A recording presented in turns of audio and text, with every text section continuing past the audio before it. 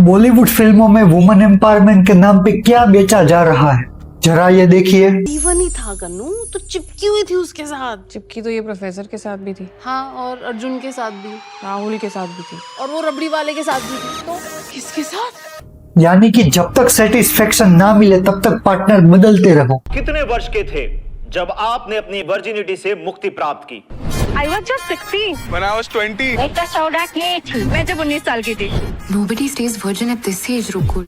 इस फिल्म में मात्र एक ही मैसेज है, गर्ल्स को अपनी वर्जिनिटी जितनी हो सके उतनी जल्दी लूज कर देनी चाहिए। अगर पॉसिबल नहीं हो तो फोर्सफुली भी। अभी नहीं तो कभी नहीं, अभी नहीं तो कभी नहीं। क्या कर रही है तू? ये तो मात्र कुछ लो लेवल के एग्जाम्पल थे। बॉलीवुड की फिल्म एक्स्ट्रा मैरिटल अफेयर और चीटिंग से भरी पड़ी है, जैसे जी करदा, लिपस्टिक अंडर बुरखा और मोर शॉट्स। इस सीरीज ने तो सारी हदें पार कर दी। उसमें एक कैरेक्टर है दामिनी। दामिनी का एक बॉयफ्रेंड होता है। बॉयफ्रेंड दामिनी से कहता है फिजिकल होने को, लेकिन दामिनी उसे मना कर देती है और बॉयफ्रेंड भी उसकी रिस्पेक्ट करता है। लेकिन कुछ टाइम बाद दामिनी किसी और स्ट्रेंजर के साथ ही फिजिकल हो जाती है, और जब ये चीज उसके बॉयफ्रेंड को पता चलती है तो वो उसके ऊपर चिल्लाता है कि मेरे साथ चीटिंग क्यों की। तो दामिनी का ये शॉकिंग जवाब जान के आप भी चौंक जाओगे। वो उल्टा अपने बॉयफ्रेंड पे ही चिल्लाती है, इतना जजमेंटल क्यों हो रहे हो, माई फ्रीडम माई प्राइवेसी। पर यहाँ पे ना इश्यू दामिनी के टाइप के कैरेक्टर के साथ नहीं है। इश्यू यहाँ पर यह है कि चीटिंग होने के बाद भी गिल्ट नहीं दिखा रहे हैं। गिल्ट तो दिखाने से रहा, लेकिन उल्टा ये दिखाया जा रहा है कि वो इतनी मजबूर थी, और ये सभी करके उसके ऊपर सिंपैथी बटोरी जाती है। वैसे भी बॉलीवुड में ना मोरालिटी का कुछ काम नहीं है। अगर बॉलीवुड राइटर्स की जगह भैंस को बिठाओ ना तो वो भी अच्छी स्क्रिप्ट लिख देगी। और ये सभी फिल्में और शो फेमिनिस्ट कहे जाते हैं, पर ये फेमिनिज्म नहीं, टॉक्सिक फेमिनिज्म है। यहाँ तक कि उन्होंने बच्चे तक को नहीं छोड़ा। ऐसे नहीं होते बेबीज, पहले बॉयज गर्ल्स ना सेक्स करते हैं।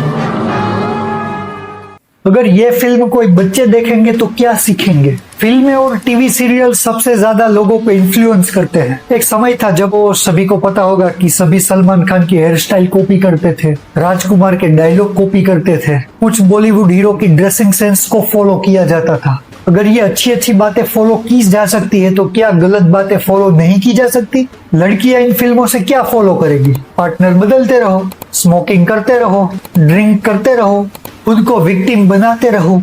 और एडवर्टाइजमेंट का भी यही हाल है। फेमिनिज्म का मीनिंग है नारीवाद। ये मूवमेंट इसलिए छेड़ी गई क्योंकि वुमेन्स को राजनैतिक, सोशली और वैचारिक तरीके से पुरुषों के समान हक और सम्मान दिलाना था। क्योंकि 19th सेंचुरी तक कोई कानूनी rights, voting rights, education rights और प्रॉपर्टी राइट्स तक वुमेन के पास नहीं थे। जर्मन कानून के अनुसार तो हस्बैंड अपनी वाइफ को बेच तक सकता था, और ये सभी समस्याएं वेस्ट की थी, भारत की नहीं। 1920 में फेमिनिज्म का फर्स्ट वेव आता है, जहां उनको वोटिंग, एजुकेशन और प्रॉपर्टी राइट्स मिलते हैं, जो कि अच्छी बात थी, और ये सभी फर्स्ट वर्ल्ड कंट्री की बात थी। तब तक भारत में अहिल्याबाई होलकर, रानी लक्ष्मीबाई, उसके 1000 साल पहले नायिका देवी जैसी कई वीर महारानियों ने भारत के कई प्रदेशों के ऊपर सफलतापूर्वक शासन किया था। उसके बाद 1960 से 1980 के बीच फेमिनिज्म का सेकंड वेव आता है। उस समय के मुद्दे gender equality, work place equality, domestic violence और सेक्सुअल फ्रीडम था। उस वेव में work place law, divorce law और डोमेस्टिक वायलेंस लॉ में सुधार हुआ, जो बहुत ही अच्छा था।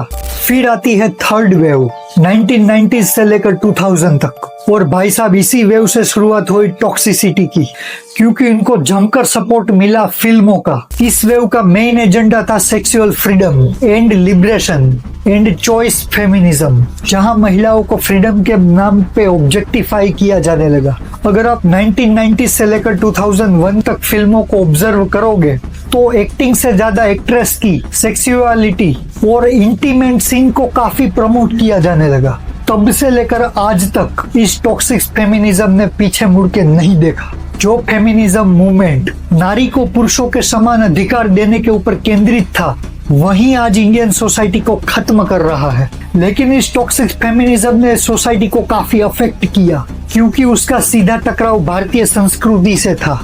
आज जेनजीज को ये लगता है कि यही फेमिनिज्म है, जैसे कि मल्टीपल पार्टनर्स बनाओ, मर्दों से हेट करो, सारी प्रॉब्लम सोसाइटी के ऊपर डाल दो और वुमेन्स को स्पेशल ट्रीटमेंट मिलना चाहिए। टाइम्स ऑफ इंडिया के सर्वे के अनुसार बॉलीवुड फिल्मों से प्रेरित होकर आज 40% इंडियन वाइफ के किसी न किसी के साथ एक्स्ट्रा मैरिटल अफेयर रहे हैं।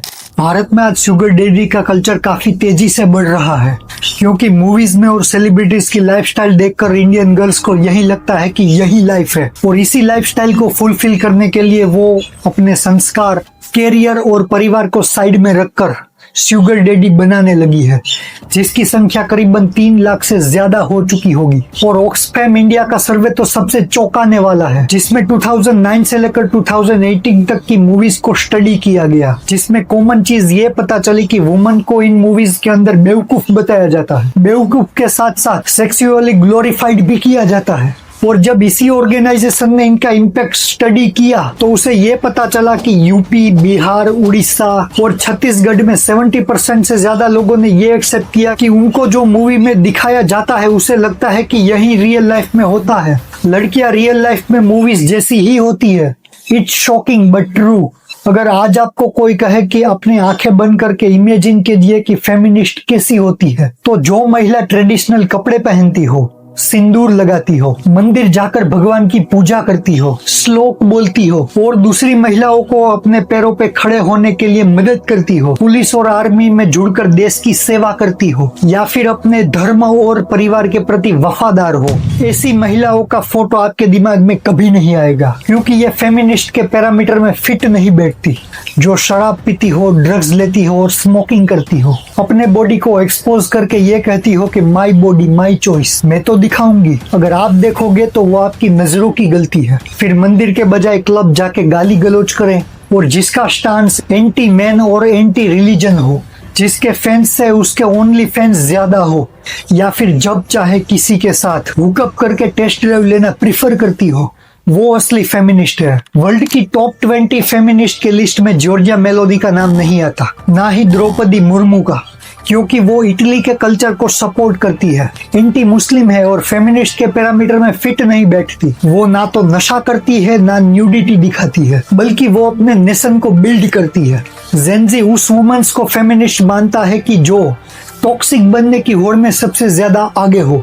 अब रत्ना पाठक का ही एग्जाम्पल ले लो, वो हर समय इंडिया के त्योहारों का मजाक बनाती है। Isn't it appalling that modern educated women do Karwa Chauth, praying for lives of husbands so that they can have some validity in life? Because a widow in the Indian context is a horrible situation.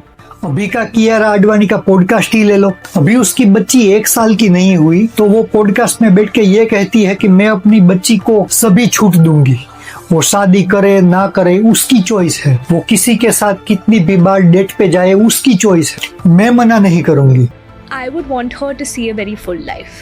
I don't want her to feel like she has to only date one person. If you want to get married, get married. You don't want to get married, don't get married. यानी कि जिस समय आप ये decide करते हो कि अपना बच्चा बड़ा होके क्या बनेगा, डॉक्टर बनेगा, इंजीनियर बनेगा, साइंटिस्ट बनेगा या फिर पॉलिटिक्स में जाएगा, यहाँ आप उसी समय उसके टेस्ट ड्राइव की तैयारी करने पे लगी हुई हो। वाह दीदी, वाह दीदी।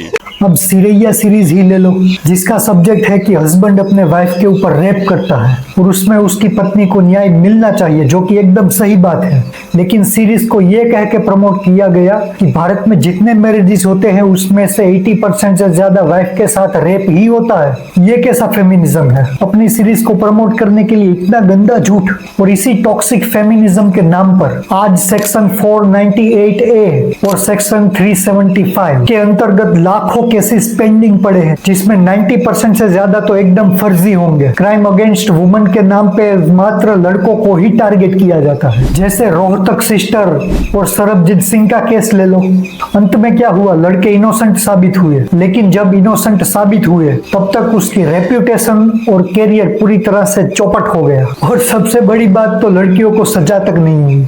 कोई बात नहीं, भारत में ऐसा चलता है, कहीं भी जाओ कुछ भी करो, और अगर कोई रोके तो केस ठोक दो। आज वुमेन्स को इक्वालिटी तो चाहिए ही, साथ में डिवोर्स और एलिमनी भी चाहिए। जेफ बेजोस का ही डाइवोर्स का केस ले लो। एलिमनी में $38 बिलियन दिए और उसकी बीवी अचानक से वर्ल्ड की 4th रिचेस्ट वुमन बन गई। शिखर धवन ने तो डाइवोर्स के साथ एलिमनी तो दी, फिर भी उसके बच्चे के साथ उसे मिलने नहीं दिया जाता था। तो फिर सवाल यह है कि इस टॉक्सिक फेमिनिज्म का सॉल्यूशन कोई है या नहीं? जी हाँ दोस्तों, सॉल्यूशन जरूर है। फर्स्ट, बॉलीवुड की जितनी भी टॉक्सिक एक्ट्रेसेस है उसे सभी सोशल मीडिया से अनफॉलो करो। मेंस और वुमेन्स दोनों को ये एक्सेप्ट करना होगा कि दोनों की फिजिकल और इमोशनल लिमिटेशंस है। थर्ड, अपने आइडियल बदलो, जैसे कि Rani Lakshmibai, Gargi, Lopamudra, Arundhati Roy, Kalpana Chawla, Giorgia Meloni. Fourth, men's की प्रॉब्लम भी ओपनली डिस्कस होनी चाहिए। And fifth, justice should be delivered on gender neutral mindset. आपका इस बारे में क्या मानना है? अगर आपके पास भी कोई बेहतरीन सॉल्यूशन है तो कमेंट जरूर करिएगा और वीडियो अच्छा लगा तो अपने फ्रेंड्स और फैमिली के साथ जरूर शेयर करें। Thank you.